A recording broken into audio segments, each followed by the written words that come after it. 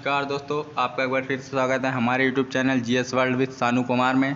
तो दोस्तों, मैं हूं सानू कुमार और आज की वीडियो में हम बात करेंगे भारतीय आज़ादी से जुड़ी प्रमुख बातों को आपके समक्ष रखने वाला हूं। तो फ्रेंड्स, आपने अभी तक मेरे चैनल को सब्सक्राइब नहीं किया तो प्लीज़ सब्सक्राइब कर दें ताकि आप आगे भी ऐसी ही महत्वपूर्ण जानकारियों को मिस ना कर सकें। तो दोस्तों, आज हम भारत की आज़ादी की 75वीं वर्षगांठ मना रहे हैं। पूरा देश उल्लास में नहाया हुआ है, लेकिन हमें यह आज़ादी एक कठिन राह से गुजरकर और बहुत सी कुर्बानियां देकर हासिल हुई है। इस आज़ादी की कीमत हमने शहीदों के खून, देशवासियों के बलिदान से चुकाई है। यदि गुजरे इतिहास के पन्नों को खाक लें, बलिदानों से पर्दा उठेगा और उन दिनों की स्मृतियाँ ताज़ा उठती हैं। तो दोस्तों, मैं वीडियो को स्टार्ट करता हूँ। अंग्रेज़ों से पहले भारत पर मुग़ल शासक का शासन था और उन्होंने अपने राजनीतिक और आर्थिक लाभ के लिए हमारी धरती का उपयोग किया। सन 1600 में जब अंग्रेज़ों ने व्यापार के उद्देश्य से भारत में प्रवेश किया था तो मुग़ल सम्राट को इसका अंदेशा ही नहीं था कि अंग्रेज़ व्यापार के बहाने उन्हें उनके राज्य से बेदखल कर देंगे। व्यापार की आड़ में अपना अधिकार जमाने की रणनीति कारगर हुई। इसके बाद जब चालाक मुग़ल शासक अंग्रेज़ों की कुटिल रणनीति को नहीं समझ पाए तो भला भोले वाले लोग उस खतरे को कैसे भाप पाते कि यह व्यापार उनका सर्वस्व लूटने के लिए किया जा रहा है। अत्याचार और लूट खटोस का यह सिलसिला 2 सदियों तक चला। अंततः एक लंबी लड़ाई के बाद हमें ब्रिटिश हुकूमत से मुक्ति मिली। तो फ्रेंड्स, ये हमारी मुख्य लाइनें होगी। आज़ादी की लड़ाई की प्रमुख घटनाओं को एक लेखा जोखा मैंने आपके लिए तैयार किया, तो फ्रेंड्स इस पर गौर करिएगा। ईस्ट इंडिया कंपनी का भारत में आगमन। ईस्ट इंडिया कंपनी का भारत में आगमन सन 1600 ईस्वी में ब्रिटेन की रानी ने ईस्ट इंडिया कंपनी को भारत में व्यापार करने की अनुमति दी थी और इस तरह हिंदुस्तान पर ईस्ट इंडिया कंपनी का आगमन हुआ। मुग़ल साम्राज्य का पतन 1852 में बहादुर शाह जफ़र की मृत्यु के बाद मुग़ल शासन का अंत हो गया। आखिरी मुग़ल शासक मुग़ल बादशाह की मौत पूरे सत्ता को अंग्रेज़ों के हाथ से आ गई थी। सन 1857 की क्रांति आज़ादी की पहली अंगड़ाई माना जाता है उसको। भारतीय इतिहास में इसे सैनिक विद्रोह की संज्ञा दी जाती है, लेकिन वास्तव में यह उत्तर से लेकर मध्य और मध्य भारत से लेकर पश्चिमी क्षेत्र में फैले व्यापक जन असंतोष का परिणाम था। उस असंतोष का कारण धार्मिक भी था, सैनिक भी और आर्थिक भी। विद्रोह को कुचल दिया गया, लेकिन भारतीय इतिहास में 1857 का प्रथम संग्राम माना जाता है। खूब लड़ी मर्दानी। 17 जून 1858 को झांसी की रानी लक्ष्मीबाई अंग्रेज़ों से लड़ते हुए वीरगति को प्राप्त हुई थी।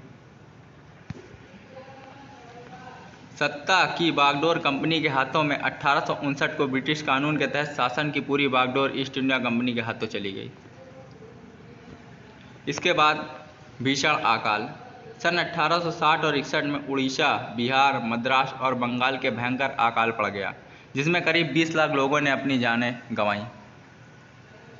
अकेले उड़ीसा में ही 10 लाख लोग मारे गए थे।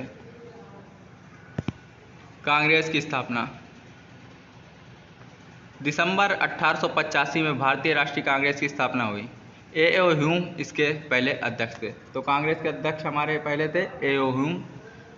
कांग्रेस का पहला अधिवेशन मुंबई में W.C. बनर्जी के नेतृत्व में हुआ। इससे हमें यह जानकारी मिलती है कांग्रेस का पहला अधिवेशन W.C. बनर्जी के द्वारा किया गया, नेतृत्व में। बंगाल विभाजन। तो फ्रेंड, 20 जुलाई 1905 को बंगाल को 2 हिस्सों में विभक्त कर दिया गया। पश्चिमी और पूर्वी बंगाल 2 अलग अलग क्षेत्र हो गए। 20 जुलाई सन 1905 में बंगाल को 2 हिस्सों में विभाजित कर दिया गया था।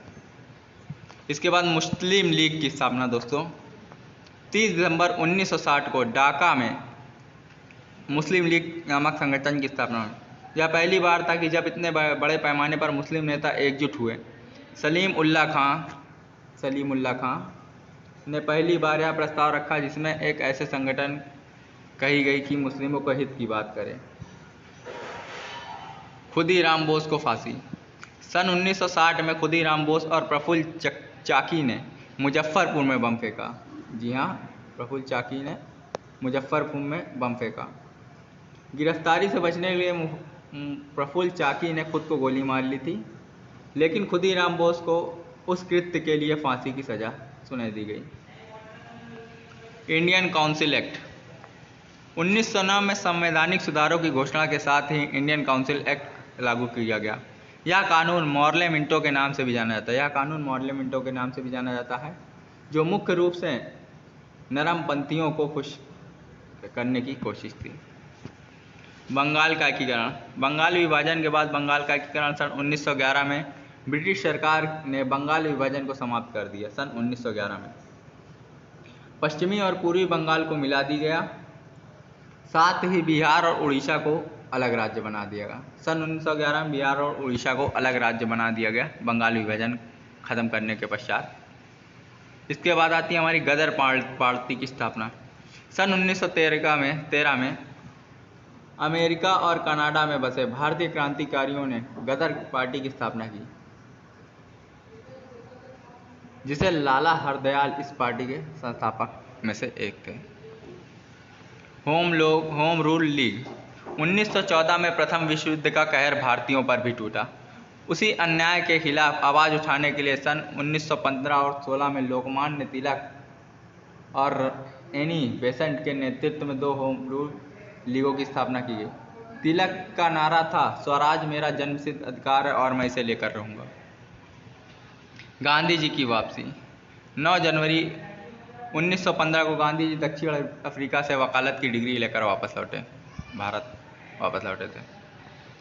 नरम पंथ गरम पंथ एकता। सन 1916 में कांग्रेस के खिलाफ अधिवेशन के बाद एक ऐतिहासिक घटना हुई, जिसमें नरम पंथ और गरम पंथ फिर एक हुए। अहमदाबाद में साबरमती आश्रम की स्थापना की गई। सन 1916 में अहमदाबाद में साबरमती की आश्रम की स्थापना की गई थी। सॉन्डर्स की हत्या। लाला लाजपत राय की मौत से बौखलाए शहीद वीर भगत सिंह 17 दिसंबर को अंग्रेज पुलिस अधिकारी सॉन्डर्स की हत्या कर दी।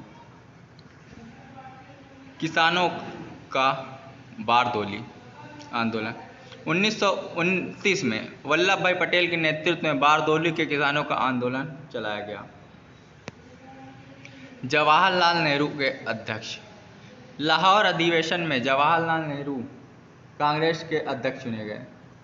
31 दिसंबर स्वाधीनता का स्वीकृत झंडा फहराया गया था। 31 दिसंबर को चंद्रशेखर आज़ाद की शहादत। 27 फरवरी को इलाहाबाद के अल्फ्रेड पार्क, जो वर्तमान में जिसे हम कंपनी गार्डन या चंद्रशेखर आज़ाद पार्क के नाम से जानते हैं, में अंग्रेजों की गिरफ्तारी से बचने के लिए चंद्रशेखर आज़ाद ने खुद को गोली मार ली और इस तरह आज़ादी का एक वीर सिपाही शहीद हो गया। दांडी यात्रा और नमक कानून। 12 मार्च 1930 को गांधी जी और उनके 78 अनुयायी दांडी की 200 किलोमीटर की यात्रा पूरी कर समुद्र तट पर पहुंचे और नमक कानून तोड़ा। यह दूसरा अवज्ञा आंदोलन माना जाता है। 12 मार्च 1930 में अनुयायियों ने नमक कानून को तोड़ा। असेंबली में बम। 8 अप्रैल को भगत सिंह और बटुकेश्वर दत्त ने असेंबली में बम फेंका। उनका उद्देश्य किसी को मारना नहीं था, बल्कि लोगों को अपनी आवाज़ पहुंचाना था। जी हाँ, 8 अप्रैल को भगत सिंह और बटुकेश्वर दत्त जी ने असेंबली में बम फेंका था। ऐतिहासिक भूख हड़ताल। जतिन दास और उनके साथियों ने लाहौर में कैदी के दौरान जेल प्रशासन के अत्याचार के खिलाफ भूख से हड़ताल रखी। यह भूख हड़ताल 73 दिनों तक चली, जिसमें जतिन दास जी की मृत्यु हो गई।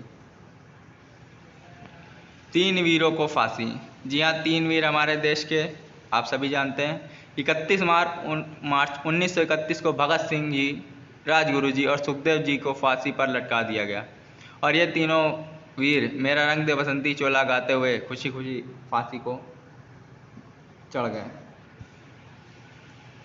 कैदियों को छोड़ने का प्रस्ताव। मार्च में ही गांधी इरविन समझौता हुआ। इसके तहत यह प्रस्ताव रखा गया कि अहिंसक व्यवहार करने वाले कैदियों को छोड़ने की अनुमति सरकार दे। गोलमेज सम्मेलन। सन 1930 में लंदन में भारतीय नेताओं और प्रवक्ताओं का पहला गोलमेज सम्मेलन आयोजित किया गया। इस सम्मेलन के मुख्य उद्देश्य साइमन कमीशन रिपोर्ट पर विचार करना था। 1931 में गांधी जी दूसरे गोलमेज सम्मेलन में हिस्सा लेने इंग्लैंड पहुंचे। नवंबर 1932 में कांग्रेस तीसरे गोलमेज सम्मेलन में सम्मिलित नहीं हुई। इस सम्मेलन का परिणाम 1935 के भारत सरकार कानून के रूप में सामने आया।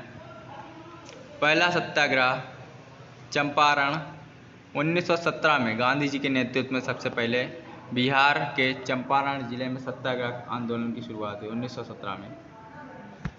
नील की खेती करने वाले किसानों पर हो रहे घोर अत्याचार का विरोध में भी यह सत्याग्रह शुरू किया गया। भारत सरकार कानून 1918 में ब्रिटिश सरकार के भारत मंत्री एडविन मॉन्टेग्यू और वायसराय लॉर्ड चेम्सफोर्ड ने संवैधानिक सुधारों की प्रस्तावना रखी, जिसमें आधार पर सन 1919 का भारतीय कानून बनाया गया। रॉलेट एक्ट मार्च 1919 में रॉलेट एक्ट बना। इस कानून के तहत यह प्रावधान था कि किसी भी भारतीय पर आंदोलन में मुकदमा चलाया जा सकता है और बिना दंड दिए गए उसे जेल बंद किया जा सकता है। इस एक्ट के विरोध में देशव्यापी हड़ताल, जुलूस और प्रदर्शन होने लगे। गांधी जी ने व्यापक हड़ताल का आह्वान भी किया। जलियांवाला बाग 13 अप्रैल को डॉक्टर सैफुद्दीन किचलू और डॉक्टर सत्यपाल की गिरफ्तारी के विरोध में जलियांवाला बाग में लोगों की भीड़ इकट्ठा हुई। अमृतसर में तैनात फौजी कमांडर जनरल डायर ने भी उसी भीड़ पर अंधाधुंध गोलियां चलवाई। हजारों लोग मारे गए। भीड़ में महिलाएं और बच्चे भी थे। यह घटना ब्रिटिश हुकूमत की काले अध्यायों में से एक थी। खिलाफत आंदोलन बदला असहयोग में। गहरे असंतोष के कारण लोगों ने खिलाफत आंदोलन की शुरुआत की थी। जून 1920 में इलाहाबाद में एक सम्मेलन आयोजित किया गया, जिसमें स्कूलों, कॉलेजों और अदालतों का बहिष्कार की योजना बनी। यह खिलाफत आंदोलन 31 अगस्त 1920 को असहयोग आंदोलन में बदल गया। 1 अगस्त को स्वतंत्रता संग्राम अग्रणी नेता लोकमान्य तिलक का निधन हो गया। असहयोग आंदोलन चलाने के लिए स्वराज कोष की स्थापना की गई, जिसमें 6 महीने के अंदर ही 1 करोड़ रुपए जमा हो गए। चौरा चौरी नामक स्थान पर लगभग 3000 किसानों के कांग्रेसी जुलूस पर पुलिस ने गोलियां बरसाई। दिसंबर में दास और मोतीलाल नेहरू ने मिलकर स्वराज पार्टी की स्थापना की और मोतीलाल को अध्यक्ष बनाया गया। जून 1925 में आज़ादी की लड़ाई के एक और अग्रणी नेता चित्तरंजन दास का निधन हो गया। Simon go back. नवंबर 1927 में साइमन कमीशन भारत आया, जिसका उद्देश्य संवैधानिक सुधारों को लागू करना था। लोगों ने इसका काफ़ी विरोध किया और साइमन गो बैक के नारे लगाए।